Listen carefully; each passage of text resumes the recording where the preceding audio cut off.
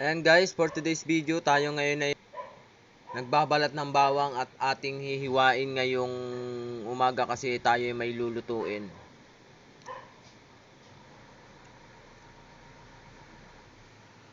Ayan, naghihiwa na tayo ngayon ng bawang. Ayan.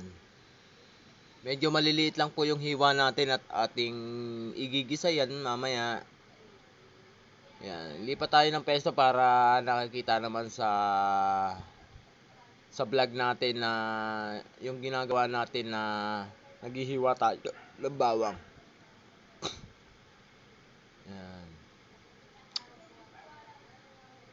Ayan po, at huwag natin kalilimutan suportahan ang bidyong ito at pakitapos po panoodin kahit mahaba. Ayan. Isunod po natin yung yung luya na balatan at ating hihiwain din ng maliliit. Ilagay muna natin sa lagayan tong bawang na ating hiniwa. Yan.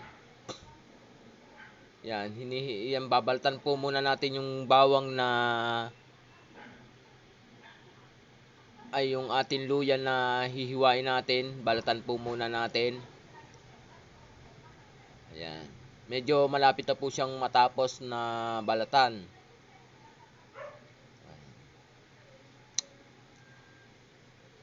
Ayan, pagkatapos po natin balatan, ayan po, atin pong babakin ng maliliit at sunod po niyan ay hiwain din natin ng kagaya po ng bawang na paghiwa.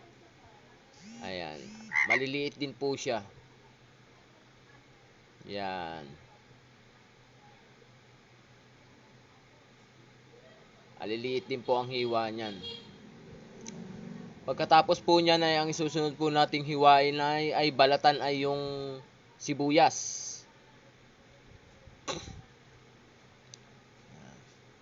O ayan, sibuyas na po yung ating binabalatan.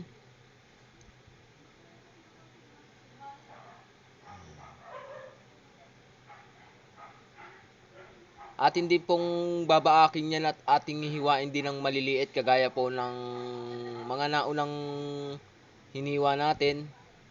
Ganon din po kaliliit para po pare-parehas yung ating ilalahok.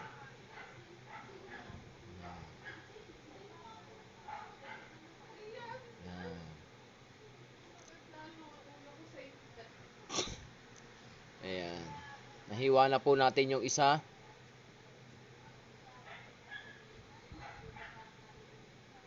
Hiwain po natin ng maliliit yung ating binaltang sibuyas.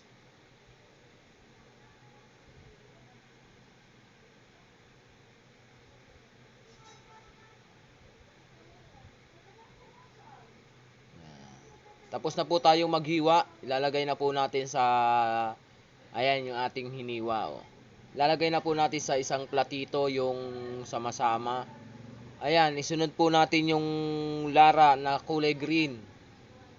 Para po medyo masarap yung ating lulutuin sisig.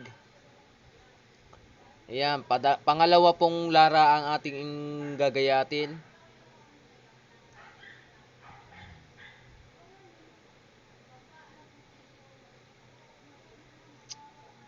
Ayan.